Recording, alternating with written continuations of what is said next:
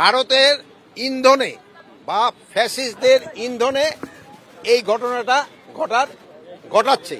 তা আমরা এটা যেন ঘটাতে না পারে এই জন্য আমরা আমাদের সর্বাত্মক ব্যবস্থা নিচ্ছি এবং আমাদের যে উপদেষ্টা মানে প্রদীপ ভাই আবার পার্বত্য চট্টগ্রামের যে উপদেষ্টা উনি ওই জায়গায় আছেন, উনি এই জিনিসটাও দেখতেছেন, উনি আইন শৃঙ্খলা বাহিনী এবং লোকাল লিডারদের সাথে কথা বলছেন।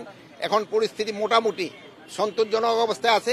তো আপনারা জানেন কিছু সন্ত্রাসী পাহাড়ের উপরে থেকে তারা ফায়ার করছে এবং এই হাতিয়ারগুলি অনেক সময় বাইরে থেকে আসছে, যেটা আপনি ভাই বললেন। আমি অবশ্য দেশের নাম বলতে চাই না, আমার সাংবাদিক ভাই দেশের নামটা বলে দিছে। তা আপনারা এটা যেন প্রতিহত করতে হলে আপনাদের সবাই আমাদের সাহায্য এবং সহযোগিতা দরকার হবে। আপনারা সবাই আপনার সাহায্য সহযোগিতা করবেন। আরেকটা জিনিস হলো আপনারা সবচেয়ে বলবেন যে গতকাল থেকে কিন্তু আমাদের একটা বড় ধর্মীয় উৎসব শুরু হয়ে গেছে। এই উৎসবের সময় যেন কেউ কোনো ধরনের বিশৃঙ্খলা সৃষ্টি না করে, রাস্তাঘাট যেন বন্ধ না করে এবং এই পূজাটা যেন নির্বিঘ্নভাবে উদযাপন করতে পারে। এই ধরনের সবাইকে আমি বলবো সাহায্য সহযোগিতা করার জন্য।